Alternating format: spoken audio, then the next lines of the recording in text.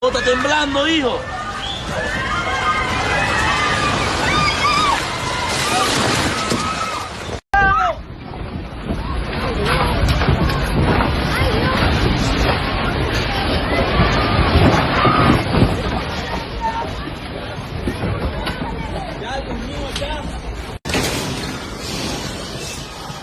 Está temblando.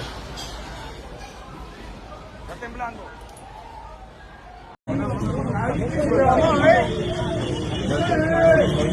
¡Santo Dios mío! ¡No! ¡No! ¡Se cayó! At 6:04 p.m. local time yesterday, Venezuela was hit by a 7.2 magnitude earthquake.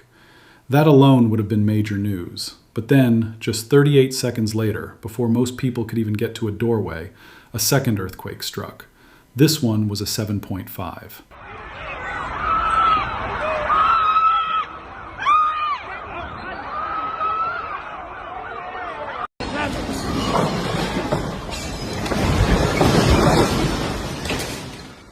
Two major earthquakes back-to-back on the same fault system, hitting the same population of millions in less than a minute.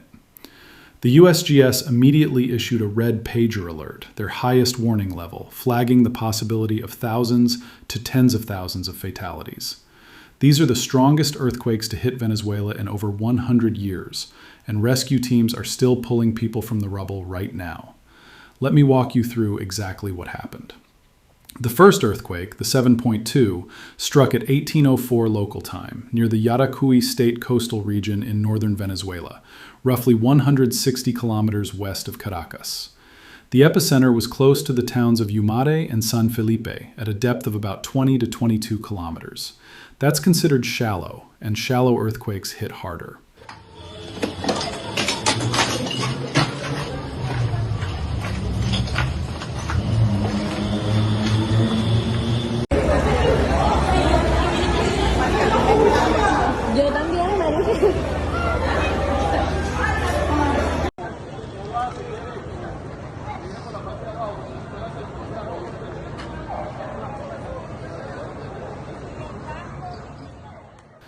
Then, 38 to 40 seconds later, a 7.5 magnitude main shock hit, centered in the Veroes municipality, about 16 kilometers southwest of Morón. This one was even shallower, around 10 kilometers deep. Together, this pair is what seismologists call a doublet sequence. Two distinct, powerful earthquakes in rapid succession, not an aftershock, a second major earthquake. Now let's talk about the scale of what that meant on the ground. Near the epicenter in Yaracuy, shaking intensity reached MMI 9. That's violent on the scale used to measure how people and structures experience an earthquake. Around San Felipe, it hit approximately 8.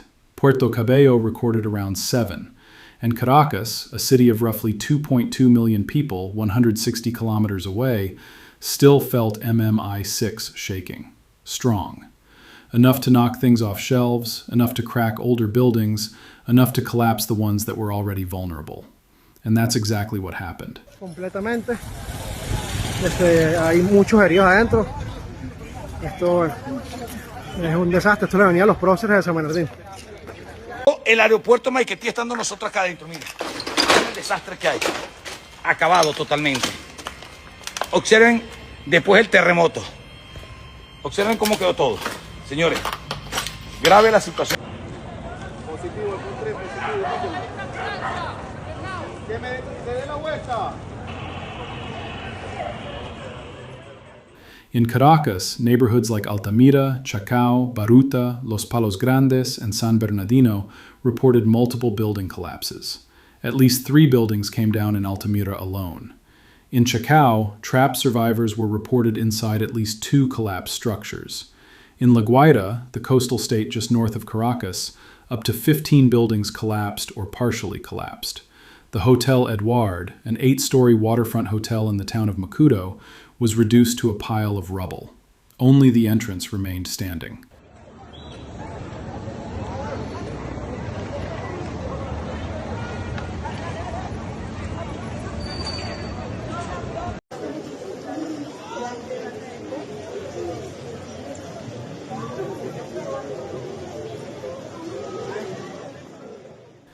Simón Bolívar International Airport in Maiquetía took heavy damage and was closed immediately.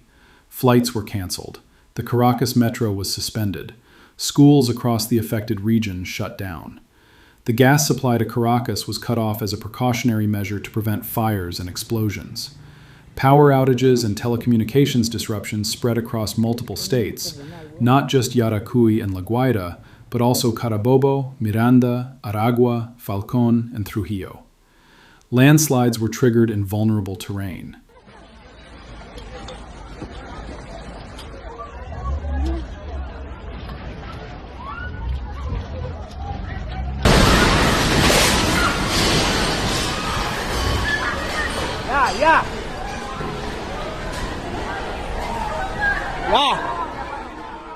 Shaking was felt well beyond Venezuela's borders.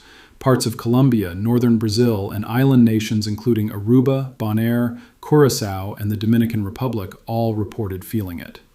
There were brief tsunami advisories issued for Puerto Rico, the U.S. Virgin Islands, and the Dominican Republic, but those were rescinded. No significant tsunami materialized. The official death toll, as of this morning, stands at least 32 dead and more than 700 injured. Acting President Delcy Rodriguez confirmed those numbers after declaring a national state of emergency. But I want to be direct with you. Those numbers are very likely to rise.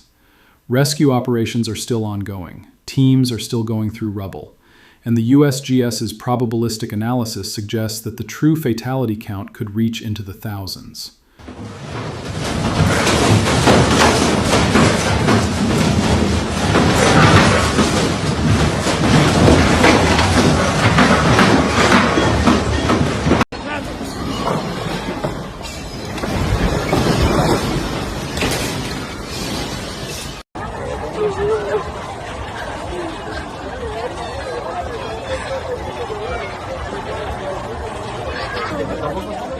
What really caught my attention while going through the eyewitness accounts was the human texture of this. A survivor in Caracas who had lived through the 1967 earthquake, which I'll come back to, said the 2026 shaking was unlike anything he had ever experienced. So violent, he couldn't stand or walk. He had to feel his way down a darkened, damaged staircase to get out. Another survivor described hearing a roar coming from the ground before throwing herself down as the walls of her kitchen cracked. She said it was like a horror movie. She planned to sleep outside that night.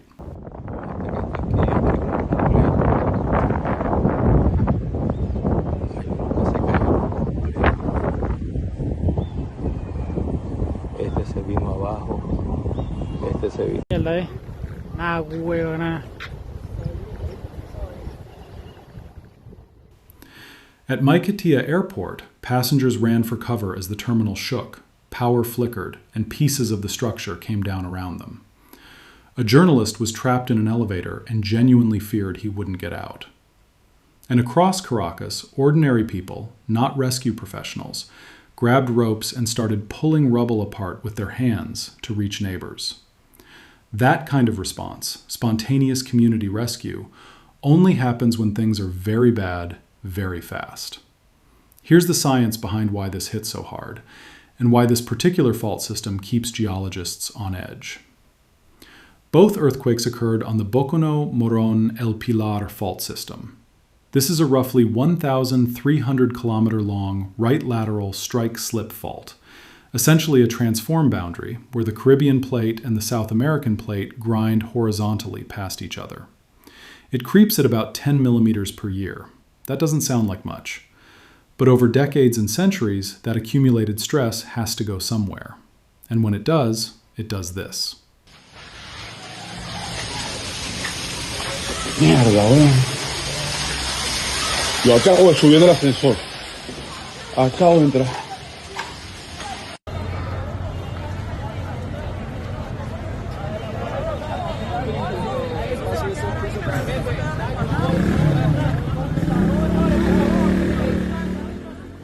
The fault system has a documented history of major ruptures: 1641, 1766, 1812, 1900 with a 7.6 that produced surface ruptures, and the 1967 Caracas earthquake that killed several hundred people and destroyed much of what was then the city's modern construction.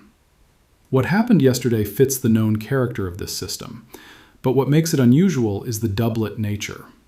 The 7.2 foreshock appears to have transferred stress onto an adjacent or overlapping segment, triggering the 7.5 within seconds. That cascading failure is relatively rare and significantly amplifies the destruction window. People had no meaningful time to react between the two events.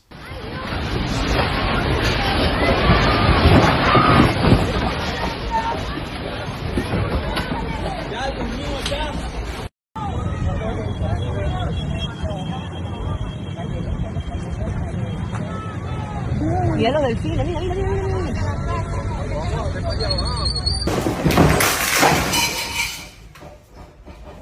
Ya pasó, ya pasó, ya pasó. Ya pasó. The shallow depths are the other critical factor. A 10-kilometer deep main shock produces far more intense ground shaking than a deeper event of the same magnitude. Combined with older building stock, many Caracas structures predate the seismic design codes that came in after 1967. You have a recipe for exactly what we saw.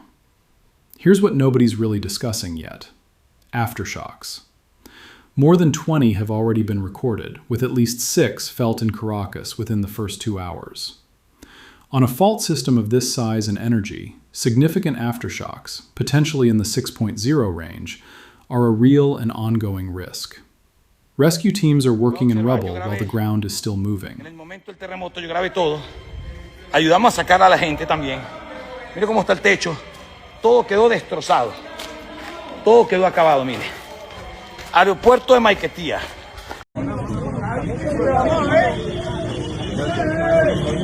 Santo Dios mío. En este momento, bueno, retirándonos las operaciones. Se queda el mostrador de Conviasa. As of right now, search and rescue operations are continuing across Caracas and La Guaira. The confirmed toll will rise. The full picture of this disaster is still developing.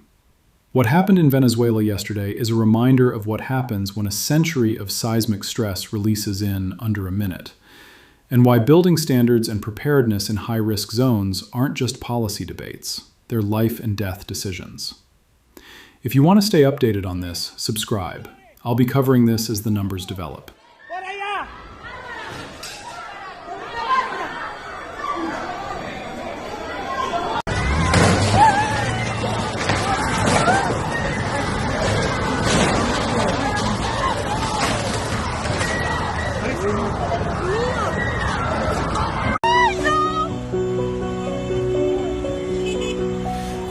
No.